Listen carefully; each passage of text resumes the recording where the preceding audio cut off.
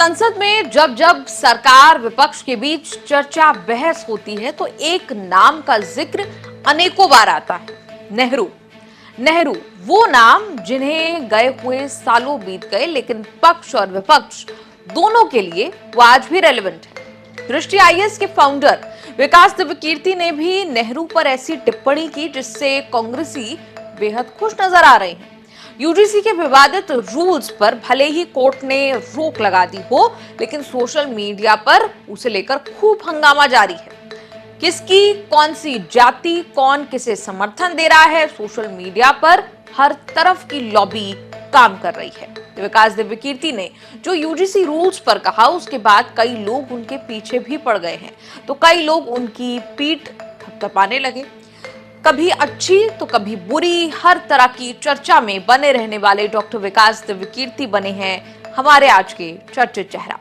शिक्षा छात्र आंदोलन से जुड़े जब जब विवाद होते हैं तो मुखर टीचरों से ये अपेक्षा की जाती है कि वो भी अपना पक्ष जो है वो रखें, और फिर डॉक्टर विकास दिव्यकीर्ति तो सरलता से जटिल विषयों के बारे में बात करना जानते ही हैं।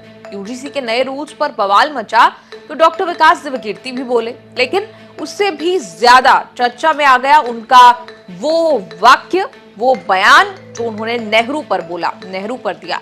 दरअसल एएनआई के पॉडकास्ट में डॉक्टर विकास दिव्यकीर्ति से पूछा गया कि आपने इतने सारे प्रधानमंत्रियों को देखा है, क्या उनमें कोई ऐसा था जिनमें कास्ट बायस मौजूद नहीं था, जो जातिगत भेदभाव से मुक्त था? इसके जवाब में विकास दिव्यकीर्ति ने नेहरू का नाम लिया, कहा कि नेहरू सेंसिटिव थे। उन्हें याद करता हूं तो कास्ट बायस का कोई उदाहरण दिमाग में नहीं आता। डॉक्टर दिव्यकीर्ति ने चंपकम दोरायराजन केस का जिक्र किया। नेहरू की तारीफ से कांग्रेसी खुश हो गए। विकास जी, आपने इतने सारे प्रधानमंत्रियों को देखा हुआ है। Do you think that any prime minister was minus a caste bias who wanted to just work for the country and did not think of a caste element in it? Is it possible for any prime minister? नहीं, cast बायस का मतलब अगर आप protective discrimination कह रही है तो मैं उसको कास्ट बायस नहीं मानूंगा। बायस पॉजिटिव या नेगेटिव व्हाटएवर। नहीं, bias is always negative. Always bias का मतलब है कि मैं अपनी कास्ट को लेकर बहुत अहंकार का भाव रखता हूँ, बाकी को नीचा मानता हूँ। ओके। पर जैसे अगर मुझे लगता है कि महिलाओं का पार्टिसिपेशन शिक्षा में, व्यवसाय में कम है, उन्हें मौका मिलना चाहिए, अगर आप इसको बायस मान रही हैं तो अलग व्याख्या है। मैं इसको बायस ही मानूंगा, मैं इसको सेंसिटिविटी मानूंगा। ठीक है। So there have been some prime ministers who were not having caste bias but had caste sensitivity. For example the first prime minister mister Nehru, मुझे ऐसा एग्जाम्पल ध्यान नहीं रहे कास्ट बायस उनके मन में रही हो। सेंसिटिव थे, इसलिए संविधान का जो पहला संशोधन हुआ 1951 में, चंपकम दोरायराजन केस में जब सुप्रीम कोर्ट ने रिजर्वेशन को खारिज कर दिया तमिलनाडु का, उसके खिलाफ हुआ। 9 शेड्यूल बनाई और आर्टिकल 15(3) उसमें इंट्रोड्यूस किया। तो प्रोटेक्टिव डिस्क्रिमिनेशन को सपोर्ट करना इज नॉट बायस। विकास दिव्यकीर्ति ने नेहरू की जो तारीफ की, सोशल मीडिया पर उसकी क्लिप कट कर वायरल होने लगी। बीजेपी जहां नेहरू की गलतियां गिनाने का काम करती रहती है, वहीं नेहरू पर दिव्यकीर्ति की इस टिप्पणी को कांग्रेस ने लपक लिया। कांग्रेसी हैंडल धड़ल्ले से वीडियो शेयर करने लगे।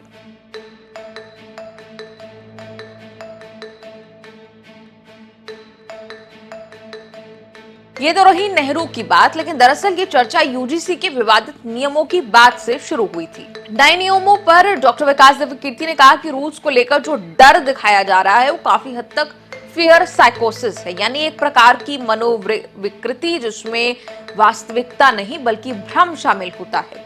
विकास दिव्यकीर्ति ने डिस्क्लेमर देते हुए बताया कि वो जनरल कैटेगरी से हैं, लेकिन रिजर्वेशन सोशल जस्टिस के सपोर्टर हैं। उन्होंने कहा कि इसका मतलब ये भी नहीं है कि मैं रिजर्वेशन सोशल जस्टिस के नाम पर आने वाली हर पॉलिसी के हर पॉइंट का सपोर्टर हूं। मैं जनरल कैटेगरी से हूँ बाई चांस, ये तो चांस की बात है। आपके मेरे चाहने से क्या हो सकता है, जी। तो चांस की बात है। लेकिन मैं रिजर्वेशन का, सोशल जस्टिस का सपोर्टर हूँ, और मैंने यूट्यूब पे पहले एक वीडियो बनाया था रिजर्वेशन पे 4 साल पहले, और मैं बहुत क्लियरली ये बात कहता हूँ कि मैं रिजर्वेशन सोशल जस्टिस का समर्थक हूँ। पर इसका मतलब ये नहीं है कि मैं रिजर्वेशन या सोशल जस्टिस के नाम पे आने वाली हर पॉलिसी के हर पॉइंट का समर्थक हूँ। जी। अगर उसमें कहीं कोई दिक्कत है तो उसका विरोध करना चाहिए, लेकिन एज ए पॉलिसी इंक्लूजन मेरे ख्याल से कोई भी समझदार व्यक्ति समझता है कि समाज की ज़रूरत है। So this is the disclaimer only. Doctor Vikas Devkirti ने ये तो कहा कि नियम हड़बड़ी में बनाए गए, ऐसा लगता है सावधानी से बनाए गए होते तो विवाद की स्थिति शायद कम हो सकती थी, लेकिन साथ ही ये भी कह दिया कि 2-3 पॉइंट छोड़कर यूजीसी के नए नियम काफी अच्छे हैं और इनकी जरूरत थी। विकास देवकीर्ति ने कहा कि 2012 के नियमों से ये काफी बेहतर है। मतलब मेरे ख्याल से जितना शोर है, जो फियर है, वो फियर साइकोसिस ज़्यादा है। कई बार ऐसा होता है ना कि किसी ने डराया, कुछ बातें बढ़ा चढ़ा के बताई और हम घबरा गए बहुत ज़्यादा। मामला कुछ ऐसा ज़्यादा है। डरने की बात उतनी है नहीं जितना हमें समाज में दिख रहा है। लेकिन हाँ, ये भी मुझे लगता है कि बहुत अच्छे रेगुलेशंस अगर थोड़ा और सावधानी से बनते, थोड़ा हड़बड़ी में बनाए रेगुलेशंस ऐसा दिख रहा है, हालांकि उनको टाइम तो मिला था पूरा। इन जनरल एक्सेप्ट 2-3 पॉइंट्स, ये रेगुलेशंस बहुत अच्छे हैं। 2012 के रेगुलेशन से काफी बेहतर है। देवकीर्ति के स्टैंड की अब खूब आलोचना भी हो रही है। नए नियमों के तहत कॉलेजेस और यूनिवर्सिटीज में विशेष समितियां, हेल्पलाइन, मॉनिटरिंग टीम्स बनाने का निर्देश दिया गया। ये टीमें SC, ST और OBC छात्रों की शिकायतों को देखने के लिए बनाई गई। हालांकि सवर्ण जाति के स्टूडेंट्स का आरोप है कि यूजीसी ने जाति आधारित भेदभाव की गैर समावेशी परिभाषा अपनाई है। इससे कॉलेजेस में अराजकता पैदा हो सकती है। सवर्ण जाति के स्टूडेंट्स का आरोप है कि नए नियमों में सवर्ण छात्र स्वाभाविक अपराधी, नेचुरल क्रिमिनल्स बना दिए गए हैं। इनसे उनके खिलाफ भेदभाव को बढ़ावा मिलेगा। देवकीर्ति ने यूजीसी की इन्हीं गाइडलाइंस का समर्थन किया है। कुछ पॉइंट से वो असहमत भी नजर आए। ऐसा नहीं है कि देवकीर्ति कोई बड़े राजनेता हैं, कोई बड़े नेता हैं जिनका स्टैंड हर किसी को जानना है, लेकिन वो ऐसे प्रख्यात टीचर है जिनके शब्दों को स्टूडेंट्स, टीचर्स, फ्रेटर्निटी जो है सारी, वो सब सुनना पसंद करते हैं। उनका शालीन स्वभाव ही उनकी पहचान भी है। साल 1973 26 दिसंबर को हरियाणा के एक मध्य वर्गीय परिवार में जन्मे विकास देवकीर्ति आज लाखों बच्चों को पढ़ाते हैं। 16 की उम्र में सड़क पर पुलिस की पिटाई खाई, 17 की उम्र में सेल्समैन बनना पड़ा, यूपीएससी एग्जाम के वक्त प्यार में पड़ गए। आज यूपीएससी क्रैक करने का सपना देखने वालों को पढ़ाते हैं। अपना खुद का उनका कोचिंग सेंटर है, नाम है दृष्टि IAS। विकास देवकीर्ति के माता पिता भी आपको बता दें टीचर ही रहे हैं। पिता जो है वो रोहतक में महर्षि दयानंद यूनिवर्सिटी से एफिलिएटेड कॉलेज में पढ़ाया करते थे। उनकी माता जी भी एक स्कूल में भिवानी में टीचर थी। विकास देवकीर्ति और उनके दोनों भाई भी उसी स्कूल में पढ़े हैं। देवकीर्ति आपको बता दें मैथ्स में अव्वल रहे, यानी 100 नंबर एकदम ऑन पॉइंट, लेकिन इंग्लिश में डब्बा गोल था, यानी हमेशा फेल हो जाते थे। 10वीं तक आते आते एक सर ने पढ़ाया तो इंग्लिश बेहतर होने लगी, लेकिन 9वीं तक उनके माता पिता ये सोचते थे कि वो 10वीं बोर्ड में इंग्लिश में पास हो भी पाएंगे या नहीं। मतलब स्कूल में कुछ यूं हाल था विकास देवकीर्ति का।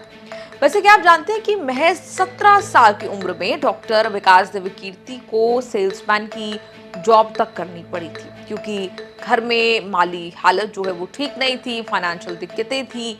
इसके चलते सेल्समैन की जॉब ली। सरवाइव करना है, कुछ तो करना है, सेल्समैन बनना पड़ा। फिर भाई के साथ एक प्रिंटिंग कंपनी भी उन्होंने शुरू की। जब तक ग्रेजुएशन पूरी हुई तब तक हालात जो है वो घर में बेहतर होने लगे थे। फिर अपने एक दोस्त के साथ उन्होंने पांडव नगर में एक फ्लैट ले लिया। वहीं पहली बार देवकीर्ति ने यूपीएससी की तैयारी शुरू कर दी। वहीं एमए भी वो पढ़ने लगे। एमए में हिस्ट्री छोड़कर हिंदी साहित्य सब्जेक्ट ले लिया, लेकिन दिल्ली यूनिवर्सिटी में एडमिशन उन्हें नहीं मिल पाया। बाद में एडमिशन हुआ, लेकिन जाकिर हुसैन इवनिंग कॉलेज में। एमए हिंदी इसलिए चुना क्योंकि अब सेल्समैन की जॉब उन्हें और नहीं करनी थी। दूसरी तरफ प्रिंटिंग का बिजनेस ठीक ठाक चलने लगा था, तो सोचा कि या तो यूपीएससी करेंगे या फिर हिंदी के प्रोफेसर बन जाएंगे। एमए हिंदी के पहले साल में सेकंड टॉपर रहे, फिर हिंदू कॉलेज में दूसरे साल में माइग्रेशन कर लिया, यानी एमए का दूसरा साल हिंदू कॉलेज से किया। 1995 में एमए फाइनल में गोल्ड मेडलिस्ट बनते बनते वो रह गए। वैसे डॉक्टर विकास देवकीर्ति बताते हैं कि जाकिर हुसैन कॉलेज में उस वक्त पॉलिटिक्स का चलन नहीं हुआ करता था। उन्होंने बताया कि वो वहां 3 साल में काफी पॉपुलर हो गए थे। 16 साल की उम्र में सड़कों पर आंदोलन किए, पिटाई तक झेली। साल 1996 में यूपीएससी की तैयारी करने की सोची, फॉर्म भरा तो हिस्ट्री को ऑप्शनल सब्जेक्ट बनाकर भर दिया। फिर कभी सोशियोलॉजी की किताब हाथ लगी तो लगा कि ये सब्जेक्ट यूपीएससी में ले सकते हैं। फिर फॉर्म भरा तो उसमें सोशियोलॉजी को उन्होंने चूज किया। 3-4 महीने तक बढ़िया से उन्होंने सोशियोलॉजी पढ़ी।